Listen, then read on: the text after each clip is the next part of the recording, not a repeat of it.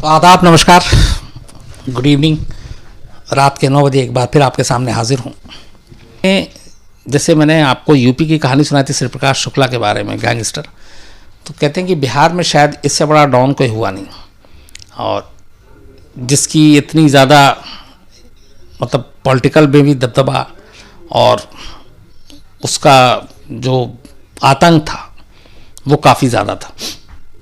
हालांकि एक तीसरी तस्वीर उसकी पेश की जाती है कि वो एक रॉबिन हुड भी था और सिवान के लिए बहुत काम किया, ये बातें भी कही जाती है। लेकिन अगर क्रिमिनल रिकॉर्ड पर सारी नज़र डालें तो कुछ ऐसे इंसिडेंट हैं जो मतलब दहला देते हैं।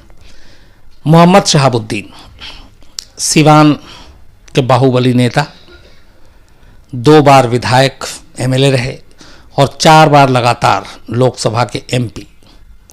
तो 4 बार लोकसभा और 2 बार एमएलए बिहार विधानसभा में, और जिनके ऊपर 40 से ज़्यादा मर्डर, किडनैपिंग, दंगा, आर्म्स एक्ट, डकैती, ब्लास्ट करना, ऐसे न जाने कितने केस। बट शहाबुद्दीन की पूरी चीज़ बताऊं आपको, और मैं इस कहानी से कैसे जुड़ा हूँ ये भी बताऊं। उससे पहले एक कहानी सुनाता हूँ आपको शुरुआत की, जिससे आप अंदाज़ा लगा लेंगे कि शहाबुद्दीन किस तरह का क्रिमिनल था। ये बात जो है 16 अगस्त 2004 की है। इत्तेफाक से भी 2-4 दिन पहले मैंने आपको भागलपुर के तेज़ाब कांड की कहानी सुनाई थी, और उस तेज़ाब कांड को जो कहानी थी उसमें आपको पता है कि वहाँ पुलिस किस तरह से क्रिमिनल की आंखों में उनकी आंखें फोड़कर एसिड डाल देती थी और फिर अंधा कर देती थी। तो ये 1979-80 के दौरान में हुआ था। इस चीज़ के करीब 24 साल बाद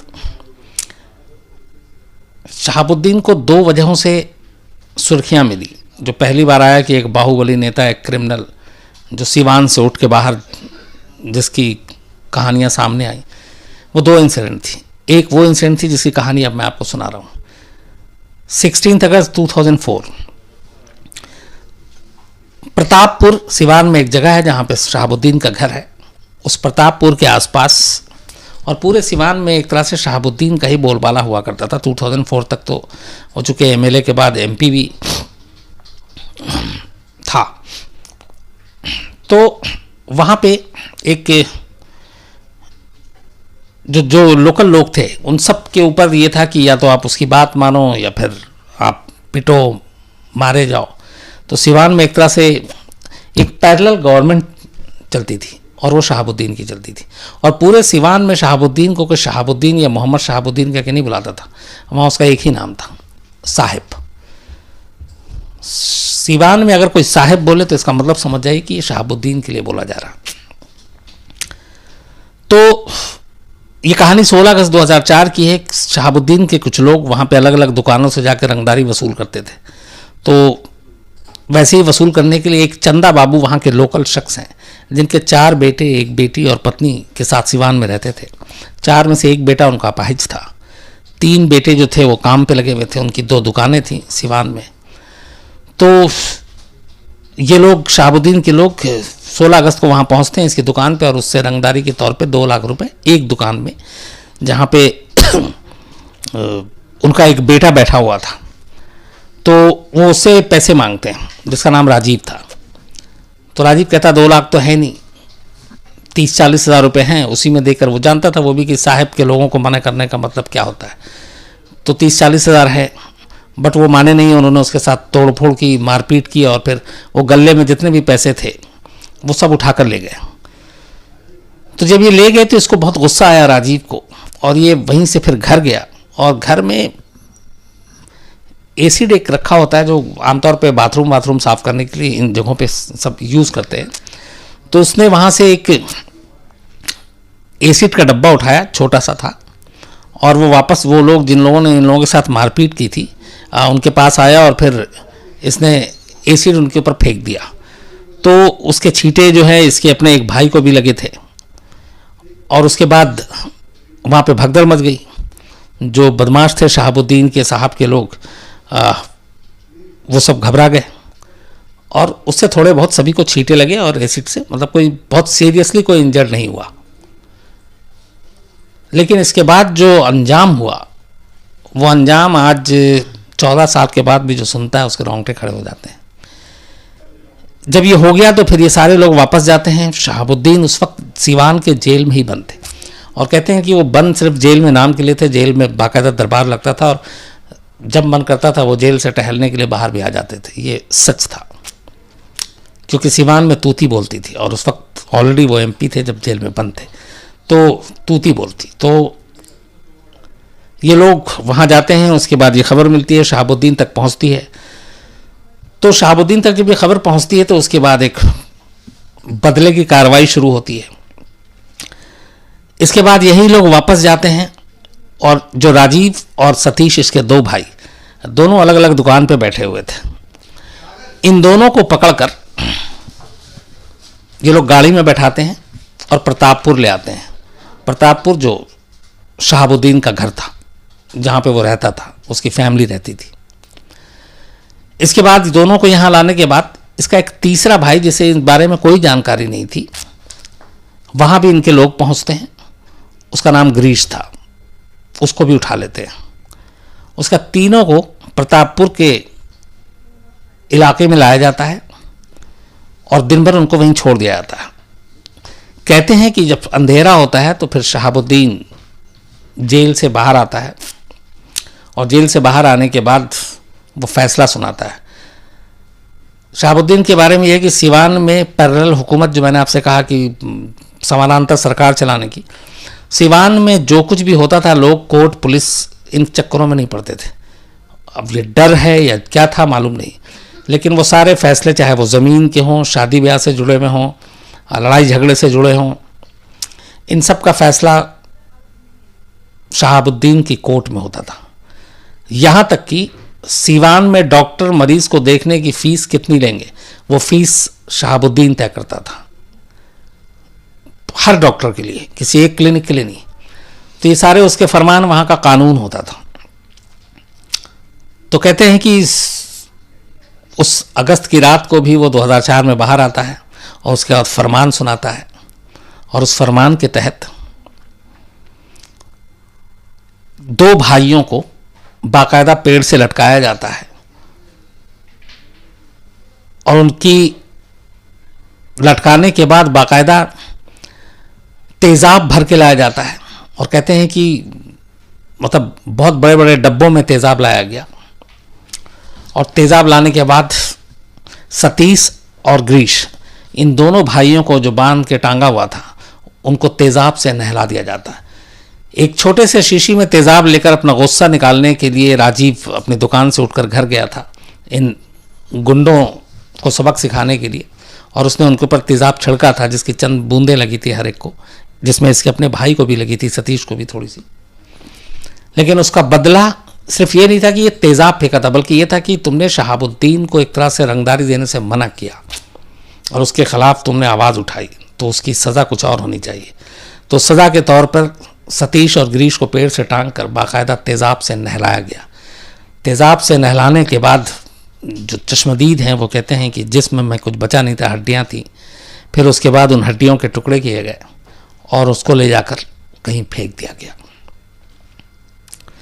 जो तीसरा भाई था वो इत्तेफाक से, इसमें गिरीश और सतीश जो है ये मारे गए। जो राजेश था, उसको इन्होंने वहाँ पे बांध करके रखा था, चूँकि वो डायरेक्ट उस वक्त मारपीट में शामिल नहीं था, और उसको ये था कि इसको भी मार देना है। लेकिन नसीब ये था कि वो एक ट्रैक्टर में कुछ अनाज वनाज जा रहा था उसी प्रतापपुर गांव से, और वो जो है तीसरा भाई उस ट्रैक्टर में छुप गया, और वहाँ से निकल के वो यूपी पहुँच गया। इस तरह उसकी जान बच गई। लेकिन उसने ये सब कुछ अपनी आँखों से देखा उस प्रतापपुर गांव में उस रात, जब उसके 2 भाइयों को उसके आँखों के सामने तेज़ाब से नहलाया गया था। इसको कहते हैं, वहाँ पे जो बाद में नाम दिया गया था, एसिड बाथ डबल मर्डर। तो तेज़ाब से नहलाकर दोनों को मारने का। और ये चश्मदीद था।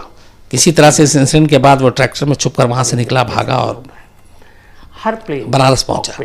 इस दौरान जो इन दोनों के पिता थे वो पटना गए हुए थे उस दिन किसी काम से। उन्हें पटना में ये खबर मिली कि इनके 2 बेटों को मारा गया तो है। आप ऑफ और ऑन बल्कि उनको ये भी था, तब तक खबर नहीं थी कि तीसरा बेटा भी मारा गया। वो बाद में पता चला कि वो जिंदा है।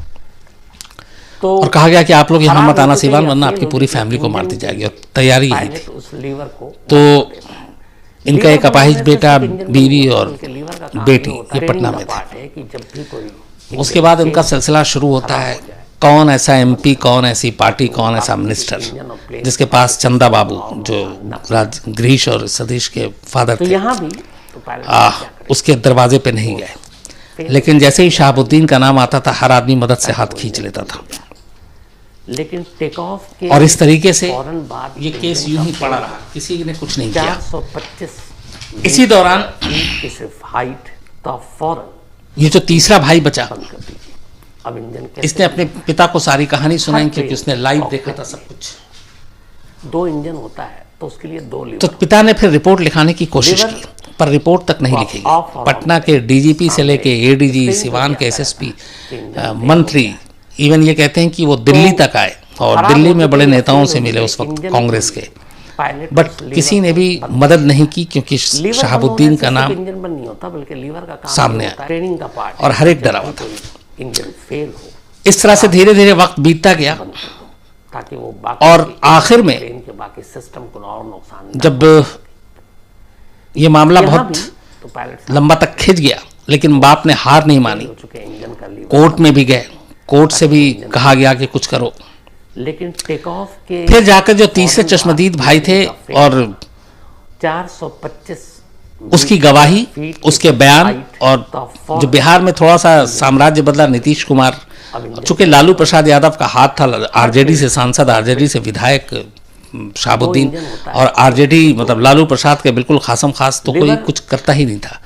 लेकिन उसके बाद जब नीतीश कुमार आरजेडी की सरकार गई, तो फिर वहाँ के डीजीपी ने इनिशिएटिव लिया। उसके बाद सारे पुराने केस खोले गए खराब हो चुके और उसमें ये केस भी आया, और बाकायदा चूंकि एक चश्मदीद था, उसकी गवाही हुई। लीवर बंद होने उस से गवाही इंजन के बंद दौर नहीं बाद होता, बल्कि लीवर का काम ये ये होता जब है, सांसद ट्रेनिंग थे, का पार्ट है कि जब मिस्टर भी कोई शहाबुद्दीन इंजन फेल हो, साहिब, खराब हो जाए, और ऐसा क्रूर क्रिमिनल, मतलब जिसको कोई नहला के किसी को मार, सोच के भी अजीब लगता है। तो वो सांसद बनकर दिल्ली में सरकारी निवास में पार्लियामेंट सेशन अटेंड कर रहे हैं। सोचिए आप, फेल हो चुके इंजन का अजीब, लीवर बंद कर देंगे, इसे क्या कहेंगे हम लोग। इंजन बंद हो जाए। तो लेकिन टेक ऑफ फिर मामला ये खुला, सीआईडी को जांच दी गई, गवाही हुई, 400 और तब जाकर 2005 में फीट की सिर्फ हाइट तो सांसद रहते हुए उस इंजन को बंद बिहार पुलिस की एक टीम आती है और संसद का सत्र में कॉकपिट में अटेंड करके जब शहाबुद्दीन लौट रहा था, इंजन होता है तो घर से उसको यहीं दिल्ली के सरकारी निवास से गिरफ्तार किया जाता है और ले जाया जाता है।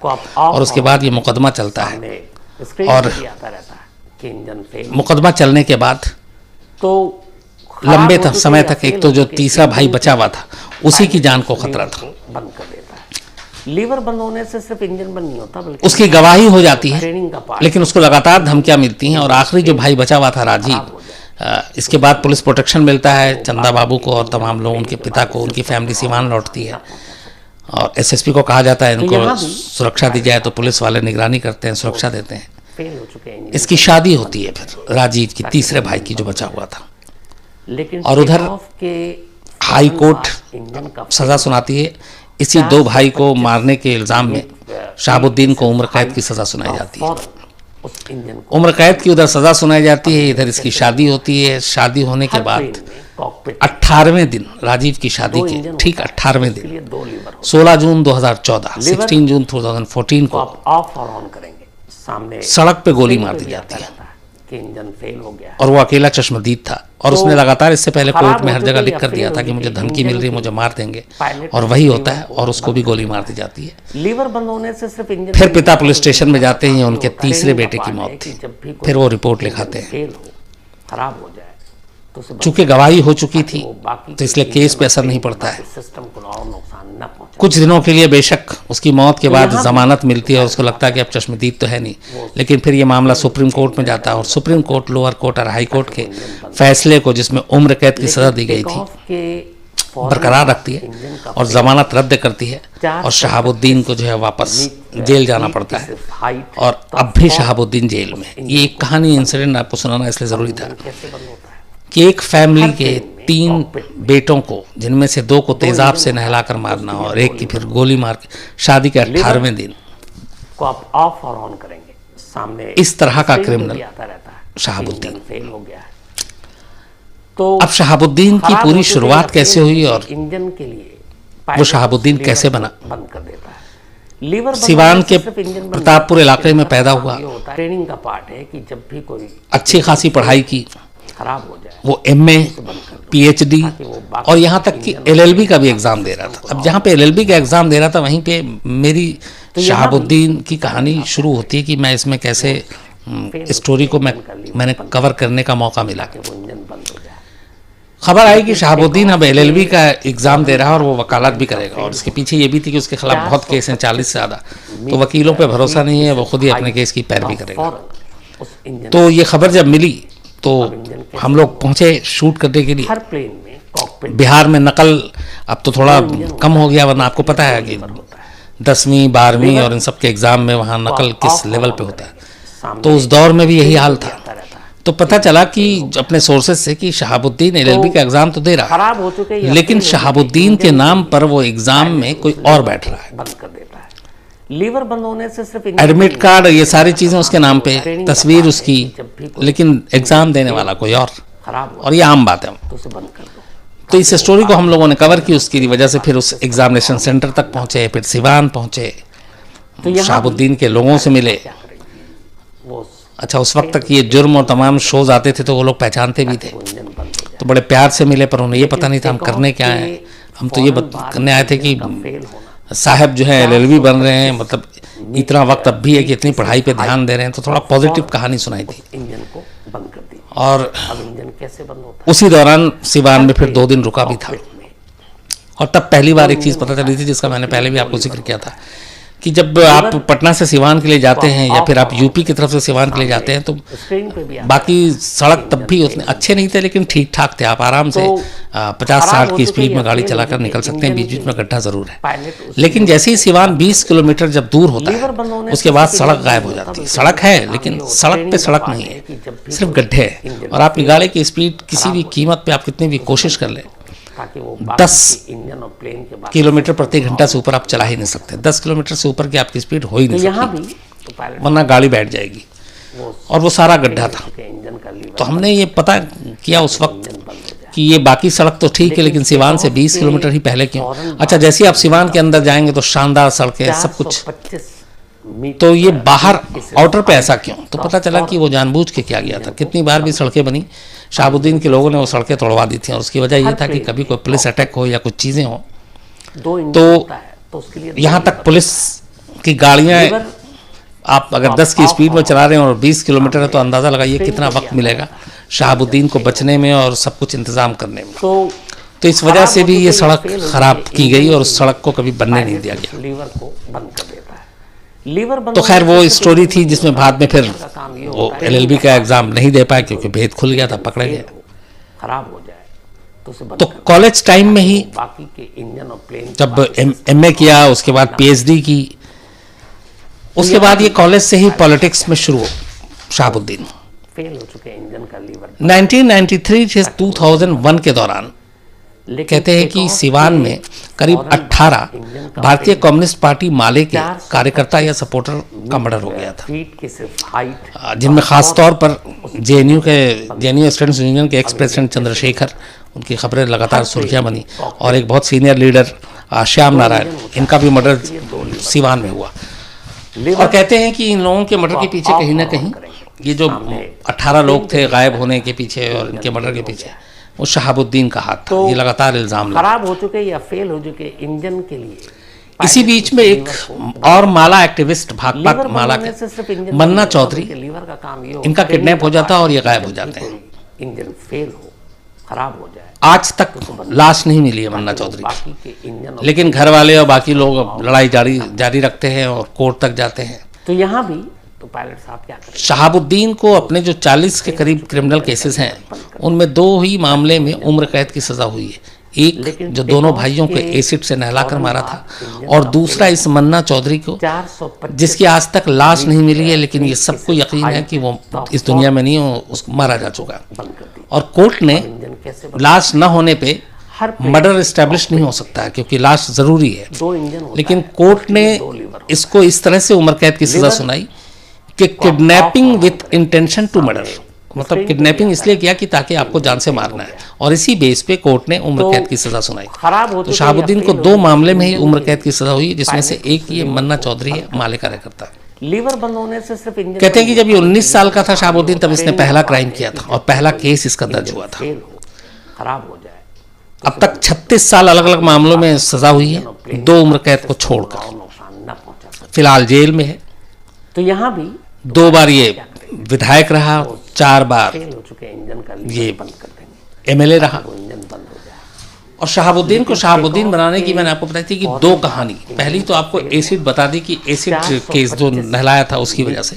फीट की सिर्फ हाइट का फौरन इसके बाद बंद कर दीजिए। इससे पहले बल्कि एक और कांड हुआ था, ये 15 मार्च 2001 की बात है। तब 2 इंजन होता है, शहाबुद्दीन 2 लीवर होता राष्ट्रीय जनता दल पार्टी से जुड़ा हुआ है, को आप ऑफ और सामने एमपी उस स्क्रीन वक्त पे भी तक आता रहता बन चुका था। है कि इंजन फेल हो गया है। तो वहां पे खराब एक हो पुलिस की चुके या टीम फेल हो चुके इंजन सिवान में एक आरजेडी के ही दूसरे लीडर की गिरफ्तारी की तामील के लिए पहुंचती है। उनके पास वारंट था और वो वहां पहुंचती है उस नेता को गिरफ्तार करने के लिए। शहाबुद्दीन वहां मौजूद था। खराब हो तो कहते हैं कि जब ये अधिकारी वहां पहुंचे, पुलिस की टीम, बाकी के इंजन और तो शहाबुद्दीन सिस्टम को और की हमेशा पुलिस से हाथापाई, वो पुलिस वालों पे हाथ उठा देता था, बल्कि पुलिस वालों पे गोली भी चलाई। एक बार एक अपने ही इलेक्शन के दौरान एसएसपी के ऊपर गोली चला दी और एसएसपी को जान बचा के भागना पड़ा था। लेकिन और ये सारी चीजें पटना तक पहुंचती थी, लेकिन कार्रवाई कोई नहीं होती थी, क्योंकि लालू प्रसाद यादव का शहाबुद्दीन पर हाथ था। तो 15 मार्च 2001 को एक बंद कर दीजिए। आरजेडी के ही लीडर को गिरफ्तार करने के लिए पुलिस की टीम पहुंचती है और उनके जो मेन पुलिस अफसर थे उस वक्त, जिनकी अगुवाई में ये टीम पहुंची थी, संजीव कुमार, तो कहते हैं वहां पे शहाबुद्दीन मौजूद था। और शहाबुद्दीन ने जब देखा पुलिस टीम को और उसने वारंट देखा, तो उसने गिरफ्तारी में मदद करने की बजाय सीधे संजीव कुमार को थप्पड़ मार दिया। वर्दी में उस वक्त वो ड्यूटी दे रहे थे पुलिस वाले, और उनकी साथ जो बाकी पुलिस वाले आए थे उनको शहाबुद्दीन के लोगों ने बुरी तरह मारा और बुरी तरह पिटाई की, बहुत सारे जख्मी हुए। और ये पुलिस टीम वापस जाती है। पुलिस टीम में बड़ा गुस्सा था कि एक क्रिमिनल और उसके लोग इस तरीके से ड्यूटी पर उसके ऊपर हाथ उठाते हैं। तो ये बात पटना तक पहुंची। फिर ये हुआ कि इससे पुलिस में बगावत भी हो सकती है। तो तय हुआ कि नहीं, इसको करने के लिए जो शहाबुद्दीन और उसके साथ जो लोग थे, उन्होंने ड्यूटी पे पुलिस पे हाथ उठाया, उनको गिरफ्तार करने और टीम जाएगी। इसके बाद एक बड़ी टीम शहाबुद्दीन के गांव प्रतापपुर पहुंचती है। शहाबुद्दीन और उन लोगों को पकड़ने जिसने पुलिस टीम पे हाथ उठाया था। वहां सीन एकदम अलग था। शहाबुद्दीन के लोगों को पता था ये पुलिस टीम आई है। इसके बाद शहाबुद्दीन के लोग फायरिंग शुरू कर देते हैं। जवाब में पुलिस भी फायरिंग करती है। 2 पुलिस वाले और 8 गांव वाले प्रतापपुर के जो शहाबुद्दीन के लोग थे, ये मारे जाते हैं। और इसके बाद पुलिस को वहां से पहली बार AK-47 जो आर्मी यूज करती थी वो गन, नाइट विजन कैमरा और कुछ पाकिस्तान के मैन्युफैक्चर बने हुए हथियार, ये सारी चीजें मिलती हैं। लेकिन शहाबुद्दीन गायब हो जाता है, भाग जाता है। अब इसके बाद जब ये सारी चीज़ें मिलती हैं तो पहली बार ये भी उठता है कि शहाबुद्दीन का जो उस वक्त पुलिस थी, उसने अपने एक बयान दिया था कि इस बात की भी जांच कर रहे हैं कि इसका पाकिस्तानी खुफिया एजेंसी ISI से तो कोई लिंक नहीं है, क्योंकि वो हथियार पाकिस्तानी मैन्युफैक्चर थे जो इसके घर से बरामद हुए थे। और वो जो बाकी चीज़ें मिली थी वो सिर्फ आर्मी यूज़ कर सकती थी, ये नहीं, वो भी इसके यहाँ से मिला था। तो ये मामला संगीन हो गया था और इसके बाद पुलिस की टीम पीछे पड़ी और इसको पकड़ने की कोशिश की गई, लेकिन ये उस वक्त तक पकड़ा नहीं गया। और दूसरी बात, फिर सरकार की तरफ से ऐसा था नहीं कि इसको पकड़ा जाए और इसके साथ कुछ किया जाए, तो वो आराम से ऑफ और ऑन करेंगे, सामने स्क्रीन पे भी आता रहता है, बचा रहा। बाद में जब वो गिरफ्तार हुआ तो उसको सिवान जेल में रखा गया। लेकिन सिवान जेल में भी जब उसको रखा गया तो कायदे से कहते हैं कि सिर्फ गिरफ्तारी नाम को थी, एक आई वॉश था। हर शाम, खासतौर पर वेडनेसडे और मंडे, ये जेल में अदालत लगाता था। जब ये गांव में होता था तब गांव में ये अदालत लगाता। और जितने भी लोग हैं, अब ये बताइए कि जेल के अंदर है और जेल में कहते हैं कि इन दिनों में जो 2 दिन होता था, लोग कतार लगा के बाहर खड़े रहते थे और वो कि मिलना है और अदालत लगना है और उसमें हमारी सुनवाई होनी है। और बाकायदा जेल प्रशासन पूरी छूट देता था और वो जेल के अंदर एकदम एक अदालत लगाकर शहाबुद्दीन साहब बैठे रहते थे और फिर वो फैसला सुनाते थे। उस इंजन को बंद कर दीजिए।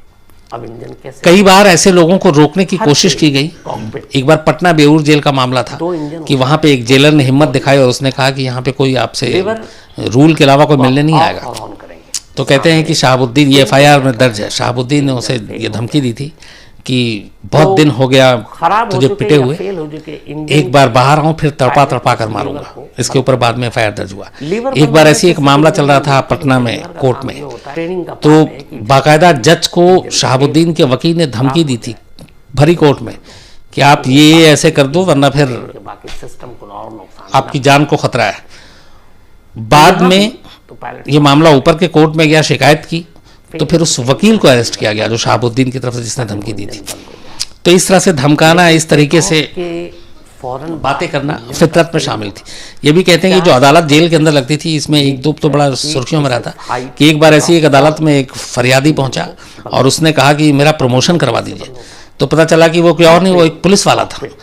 और जो आता था तो शहाबुद्दीन के आसपास लोग फोन लेके बैठे रहते थे और जिसका जो मसला होता था उस कंसर्न शख्स को वहीं से फोन मिलाया जाता था। स्क्रीन पे भी आता रहता है। तो इसके विटनेस भी हैं कि जब इस पुलिस वाले ने कहा कि मेरा प्रमोशन करा दीजिए तो उसने सीधे फोन मिलाया पटना में एक सीनियर पुलिस अफसर को और उसने नाम बताया और ये कहा और उसका कहा कि अगले रिपोर्ट मेरे पास इसका प्रमोशन का आना चाहिए और उसका काम हो गया। काम ये होता है, ट्रेनिंग का पार्ट है कि जब एक किसी के जमीन का इशू था, खराब हो जाए वो बाकायदा जेल के अंदर ताकि वो बाकी जब अपनी फरियाद लेकर आया था और उसका काम हो गया तो वो साथ में राइफल लेकर आया था गिफ्ट करने के लिए। तो यहाँ भी ये साहब मेरा ये काम कर दीजिए और बोला ये आपके लिए नया राइफल गिफ्ट लेकर आया। अब सोचिए जेल के अंदर वो गिफ्ट में राइफल दे रहा है, वो इंजन बंद हो ये हालत थी। जाए। लेकिन तो तो के फौरन बाद इंजन का फेल ये सारी चीजें चलती रही, लेकिन 2005 में जब शहाबुद्दीन को गिरफ्तार किया गया दिल्ली से MP रहते हुए, उसके बाद फिर सजा सुनाई गई। जब एक 2 मामलों में उम्र कैद की आपको बताई, हर तो अपने जो चुनाव आयोग के कानून और नियम के तहत फिर उसके चुनाव लड़ने पे पाबंदी लग गई। तो लिहाजा जो उसके अगला चुनाव था को आप ऑफ और ऑन वो नहीं लड़ा। 2009 में शायद हुआ था जो लोकसभा का चुनाव, लेकिन RJD ने खराब हो चुके या शहाबुद्दीन की बीवी को खड़ा कर दिया सीवान से पायलट और लोकसभा के टिकट पे शहाबुद्दीन की जगह, क्योंकि मालूम था कि लड़े कोई भी होगा चेहरा शहाबुद्दीन का। लेकिन तब तक हालात बदल गए थे और फेल हो, खराब हो जाए शहाबुद्दीन की बीवी जो है वो चुनाव हार जाती है। ताकि वो बाकी के इंजन और प्लेन तो पहली बार अब यहाँ से फिर जो गढ़ है कमज़ोर होना शुरू होता है और उसके बाद कानूनी लड़ाई और फिर जेल और मामला चूँकि इतना ज़्यादा सब कुछ दिल्ली तक पहुँच चुका, सुप्रीम कोर्ट तक पहुँच चुका, लेकिन तो फिर बीच बीच में ये होता है कि सिवान जेल से भी हटाया जाता क्योंकि वहाँ पे वो देखते हुए, लेकिन निज़ाम बदला, सरकार बदली तो बहुत कुछ बदला। की सिर्फ हाइट तो फिलहाल अभी भी ये कि शहाबुद्दीन जेल में है, लेकिन शहाबुद्दीन की जो सल्तनत थी कैसे बदल होता है। वो पूरी तरह से तो ख़त्म नहीं हुई, क्योंकि कहने वाले अभी भी यही बताते हैं कि सिवान में आज भी जेल के अंदर से उसी की हुक्म और हुकूमत चलती है को आप ऑफ और ऑन करेंगे, जो होता है वो वही होता है जो वो कहता है। कि इंजन फेल हो गया है।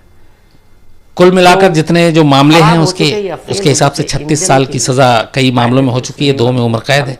कुछ केसेस के फैसले होने अभी बाकी है। इंजन बंद नहीं होता बल्कि लीवर का काम ये होता है। ट्रेनिंग तो का पार्ट है कि जब भी कोई ये थी शहाबुद्दीन की कहानी। खराब हो जाए बिहार में ये भी कहते हैं कि शायद इससे बड़ा कोई इंजन और प्लेन के बाद डॉन नहीं हुआ। और नुकसान न पहुंचा। और जो तो यहाँ भी तो एक वक्त ऐसा भी आया था जब पुलिस वाले भी एक साथ हो गए थे शहाबुद्दीन के खिलाफ, लेकिन वही है कि जो राजनीति और अपराधीकरण जब दोनों मिल जाता है तो बड़ा खतरनाक खेल होता है।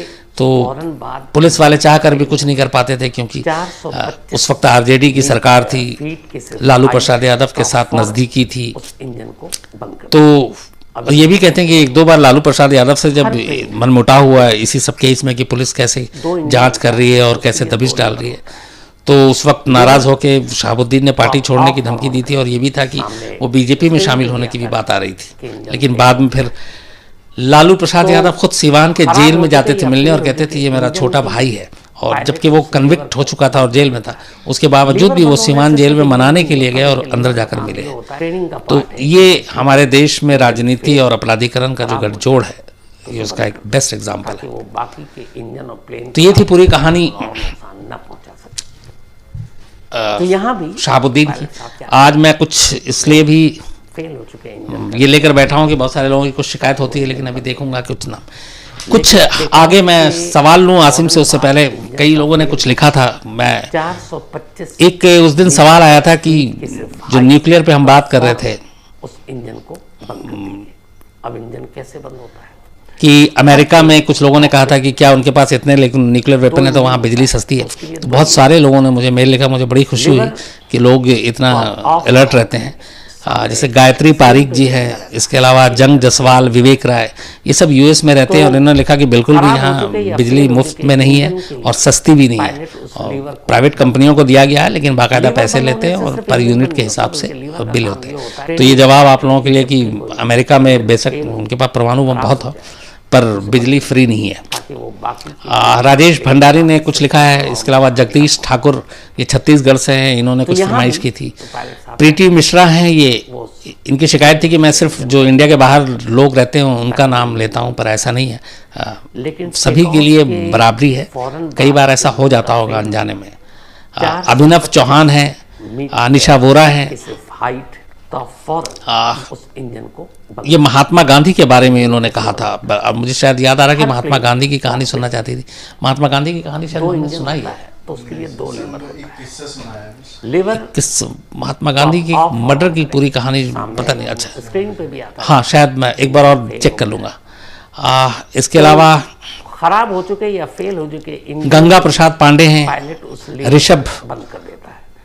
अर्जरिया हैं, सिर्फ इंजन बंद नहीं होता, कमलप्रीत सिंह हैं, ये निर्भया की कहानी सुनना चाहते हैं बहुत जल्दी, चूंकि अब इसी महीने में हुआ, मैं आपको बिल्कुल डिटेल में सुनाऊंगा। मोहित नाथ हैं, ये इनका कहना था कि पोस्टमार्टम बहुत सारे मामलों में आपने कहानी में सुनाया कि नहीं होता है, तो उसकी वजह से मौत किस वजह से हुई नहीं पता चलता है, तो क्यों ना पोस्टमार्टम को मस्ट कर देना चाहिए हिंदुस्तान में। ये एक्चुअली टेक ऑफ के जो हॉस्पिटल में इस तरह की डेथ होती है तो आजकल तो यह है कि करना पड़ता है, लेकिन अगर घर में मौत हो गई या हॉस्पिटल तक नहीं पहुंचे तो फिर वो फैमिली के ऊपर होती है कि फैमिली वाले चाहते हैं कि नहीं। लेकिन हाँ, जहाँ पे भी ज़रा सा भी शक हो वहाँ पे बिल्कुल मस्ट होना चाहिए। एक संदीप हैं, ये सैयद मोदी बैडमिंटन प्लेयर, इनके बारे में कहानी सुनना चाहते हैं, मैं आपको जरूर सुनाऊंगा।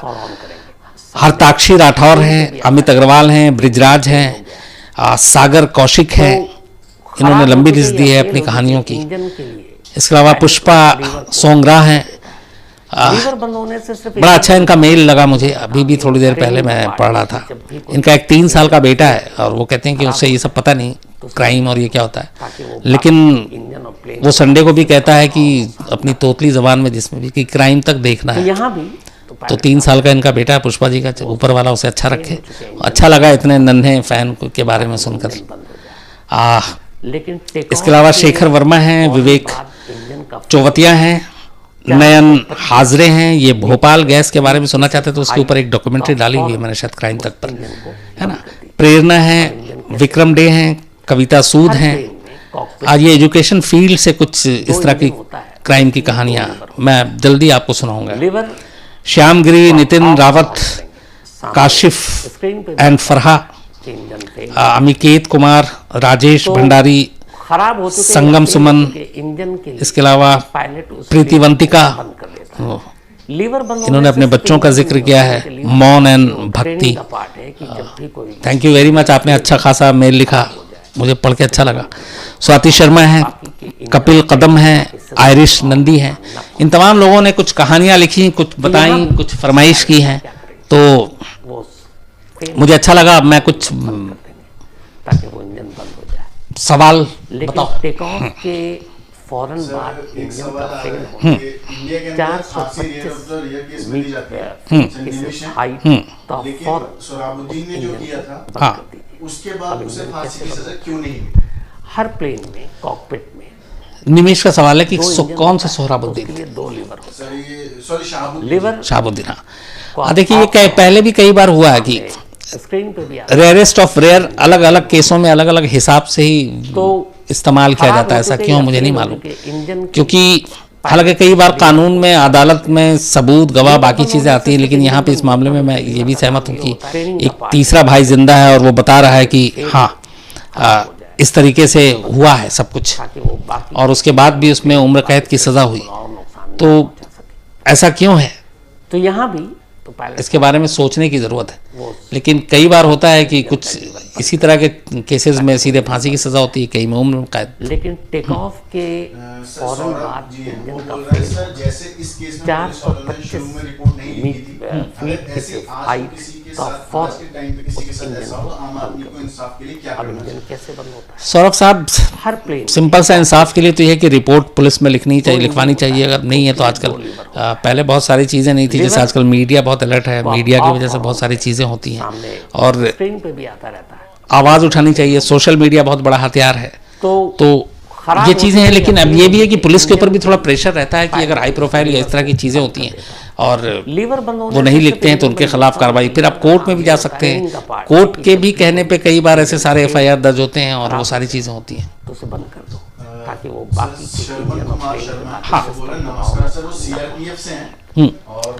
तो यहाँ भी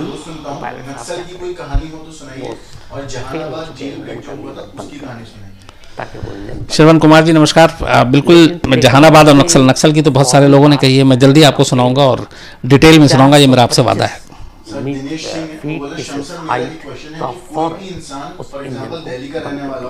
दिल्ली में मर्डर करता है तो क्या वो भारत के किसी भी कोर्ट में जाके सरेंडर कर सकता है? 2 इंजन होता कौन है? तो उसके लिए 2 दिनेश सिंह जी, बिल्कुल, अगर जुरिस्डिक्शन कोई भी हो, लेकिन आखिरी में मुकदमा उसी जगह चलेगा जहाँ पे क्राइम हुआ है। लेकिन यहाँ पे न सिर्फ वो कहीं पे जाके सरेंडर कर सकता है, बल्कि इसी के साथ कहीं पे वो एंटिसिपेटरी बेल भी ले सकता है। जैसे अगर दिल्ली में क्राइम किया है तो वो कोलकाता से भी ले सकता है। वो एंटिसिपेट कर रहा है कि उसको गिरफ्तार किया जा सकता है। तो ये कानून में ये चीज़ें हैं, लेकिन आखिर में मुकदमा जो चलना है वो वहीं चलेगा जहाँ पे जिस जुरिस्डिक्शन में क्राइम हुआ है। बॉलीवुड हंगामा से आईडी है, लेकिन इसको जो एडमिन है वो गगन नाम है, वो बोल रहे हैं कि सर तीसरा भाई तो यहाँ भी तो गोली से क्या उसका केस आगे साहिब पे डाला नहीं, अगर डाला तो फिर उस पे कितना उसके बाद पे कोर्ट में 2014 में तीसरे भाई की गोली मारकर हत्या कर दी गई। 2 भाई को तेजाब में नहलाकर मारा गया था। उसके बाद 425 तब अफसोस होता है उनके जो बुजुर्ग पिता हैं, जिनके 3 जवान बेटे मारे गए। वो फिर एक बार पुलिस स्टेशन पहुंचते हैं, फिर वो रिपोर्ट लिखाते हैं। और चूंकि इससे पहले के कागजी एविडेंस बहुत हैं जिसमें उसे धमकाने की और धमकियां मिल रही थी, तो वो सारी चीज़ें थी जिसके ऊपर फिर पुलिस में बाकायदा केस दर्ज होता है और ये मामला भी शहाबुद्दीन के खिलाफ है। लेकिन इसमें अभी फैसला कोई नहीं आया, ये अभी कोर्ट खराब हो चुके या फेल हो चुके इंजन के पायलट लीवर बंद होने से सिर्फ इंजन बंद। नितिन शर्मा जी, मैं बिल्कुल नक्सली लोगों से मिला हूं, बल्कि मैं आपको क्या बताऊं, एक कहानी तो ऐसी है कि एक मेरा मतलब जनसत्ता में था, तो वो JNU में पढ़ा करता था और हमारी दोस्ती हुई थी। जनसत्ता वो प्रेस रिलीज भी लेकर आया करता था और कई खबरें JNU स्टूडेंट्स यूनियन और उससे जुड़ी हुई चीज़ें। और कई बार ऐसा हुआ कि मतलब वो एकदम बहुत ही अच्छा पढ़ने लिखने वाला तेज लड़का, और कि कुछ पैसे चाहिए, वो भी थोड़े बहुत हुए हम लोगों से। बाद में पता चला कि वो नक्सल का बहुत बड़ा कमांडर बन गया है और हर प्लेन झारखंड और बिहार में एक्टिव है। और मेरी फ़ोन पे उससे फिर बात भी हुई, आखिरी बात हालांकि अब साल से ऊपर हो गया था।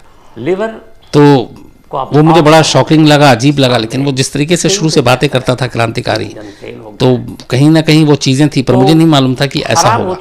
तो इसके अलावा मैं बाकी कई ऐसे और लोगों से मिला हूँ, मैंने इस पे कई शोज भी किए। नहीं होता, बल्कि लीवर का काम ये होता है, ट्रेनिंग का पार्ट है कि जब भी कोई इंजन फेल खराब होता है कमाल था, क्या आपको लगता है कि जहां जनता क्राइम से परेशान हुई हो उसे क्रिमिनल से कोई सहानुभूति होगी? तो यहाँ भी श्रवण सिल्के साहब, देखिए, जनता परेशान या क्रिमिनल कई सारी चीज़ें होती। पुलिस लेकिन टेक ऑफ के जो भागलपुर में उस वक्त हो रहा था, वो जाहिर सी बात है वो ठीक नहीं था। क्राइम बढ़ रहा था, कहीं पे भी रेप हो जाता था, मर्डर हो जाता था। बल्कि उस वक्त मुझे याद है कि जब ये चीज़ें हुई थी और एक इंसिडेंट था उसमें कि जब इंक्वायरी कमेटी बैठी पुलिस वालों के खिलाफ, तो वहाँ के आम लोगों में बहुत गुस्सा था। ये मैंने आपको उस दिन भी बताया था कि वहाँ के पढ़े लिखे डॉक्टर, प्रोफेसर, लॉयर, टीचर, ये सब भी पुलिस के सपोर्ट में थे और वो चाहते थे, वो उनका मानना था कि जो भी पुलिस ने किया ठीक किया। यहाँ तक कि कुछ महिला संगठनों ने भी वहाँ पे धरना प्रदर्शन शुरू कर दिया पुलिस के सपोर्ट में। ऐसा पहली बार हुआ था। उसमें एक महिला की बात थी और उसने बताया था कि मैं बिल्कुल पुलिस के हक में हूँ, उन्होंने जो किया ठीक किया। उसकी वजह उसने ये बताई कि उसके साथ एक बार वहाँ के कुछ गैंग ने उठाकर गैंग रेप किया था तो पायलट और वो उस प्रदर्शन में जब आई थी तो उसने कहा था कि मैं अपने एक ब्रेस्ट के साथ आई हूँ, क्योंकि रेप के बाद मेरा एक ब्रेस्ट काट कर ले गए थे वो। तो वो उसका गुस्सा, वो सारी चीज़ें थी, इसलिए वो सपोर्ट के लिए आई थी। बाकायदा उसने ये पूरी कहानी सुनाई।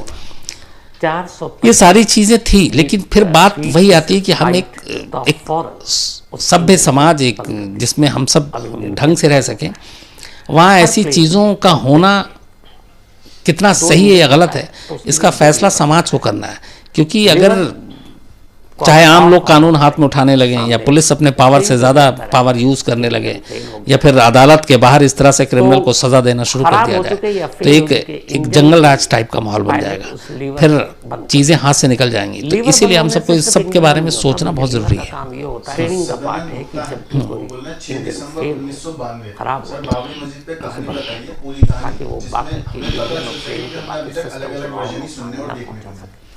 सदानंद गुप्ता साहब, आप बाबरी मस्जिद के बारे में कहानी सुनने में आज एक्चुअली उसी में बिजी था, कल भी उसी में रहूँगा। मुझे एक डॉक्यूमेंट्री बनानी है और उसका थीम ही यही है 6 दिसंबर, उस दिन हुआ क्या था। तो मुझे लगता है कि वो कहानी सुनाने की बजाय अगर मैं आपको दिखाऊं उस दिन के हालात, मतलब घड़ी के हिसाब से बढ़ते हुए कि क्या क्या क्या कब कैसे क्या हुआ, तो मुझे लगता है ज़्यादा अच्छा होगा। तो बस 2 दिन वेट कीजिए, जैसे ही मैं शो बना लेता हूँ मैं इसको क्राइम तक पे अपलोड करूँगा और आप लोगों को बताऊँगा भी, और वो आप देखेंगे तो ज़्यादा बेहतर समझ पाए। वसीम बारी साहब, मैं बिल्कुल किसी स्टेट को, किसी शख्स को, किसी ज़ात, मजहब, धर्म, किसी को भी इग्नोर नहीं करता हूँ, सभी से बराबर प्यार है, बल्कि सिर्फ देश नहीं दुनिया से। बस होता यह है कि स्टोरीज जो हैं, एक इसमें जहाँ जहाँ मैं इग्नोर करूँ उसको पॉजिटिव भी लीजिए कि शायद नॉर्थ ईस्ट में क्राइम कम हो तो अच्छी चीज़ है, लेकिन ऐसा नहीं है। मैं जल्दी आपको नॉर्थ ईस्ट की भी स्टोरी सुनाऊंगा, और कभी ऐसा मत सोचेगा कि किसी को कभी इग्नोर यहाँ भी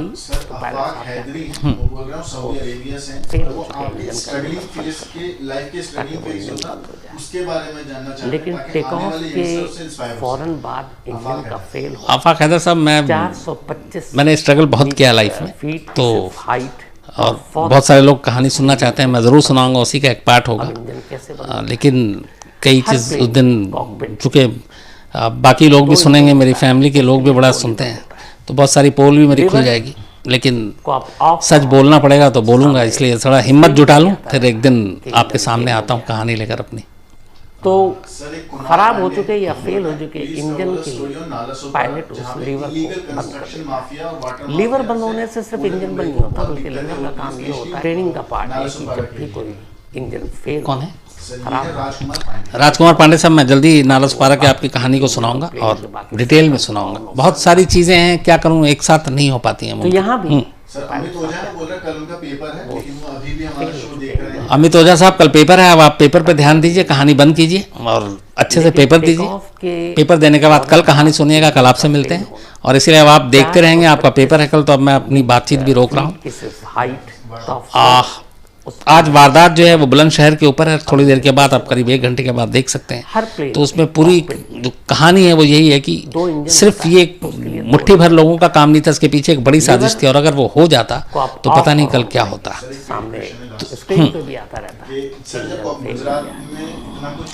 तो खराब हो चुके या फेल हो चुके इंजन के लिए पायलट उस लीवर को बंद कर देता है। लीवर बंद होने से सिर्फ इंजन बंद नहीं होता। कौन है? ट्रेनिंग शरण सिल्के साहब, देखिए जो सीबीआई की बात होती है, दंगे की बात होती है, सरकार की बात होती है, हर वक्त अलग अलग चीज़ें चलती रहती हैं। पॉलिटिक्स थोड़ी सी अजीब सी चीज़ है। तो ऐसा नहीं, हम लोग जो पार्टी सोचते हैं, कई बार हर दूसरे पार्टी में लोग एक दूसरे के दोस्त भी होते हैं, तो सरकार किसी की वो काम हो जाता है, तो उस वक्त एजेंसी से क्या जांच करवा सकते थे क्या नहीं। सीबीआई एक टूल की तरह लोग इस्तेमाल करते हैं, ये भी हम सब जानते हैं। तो इसके बारे में मुझे लगता है कि हर आदमी, हर शख्स जानता है कब कहाँ किसका किससे क्या लेना देना है, तो इसलिए इसको में कुछ बोलने का मतलब नहीं है। लेकिन इस बारे में फिर कभी बात करेंगे। कल 9 बजे मुलाकात होगी। आज बुलंदशहर इंसिडेंट के बारे में कि पीछे की कहानी, साजिश क्या थी, ज़रूर अगर आप देखें, वक्त मिले तो 11 बजे देखिए, और जिन जिन का पेपर है वो बिल्कुल ना देखें टीवी, या वो पढ़ाई पे ध्यान दें। तो कल मिलेंगे रात 9 बजे, तब तक आप लोग हमेशा अच्छे रहें, खुश रहें, और इसी तरह क्राइम तक की कहानियों को देखते रहें, हम लोग के हौसले को बढ़ाते रहें, और जो कमियां हैं उसे बताते रहें। Thank you.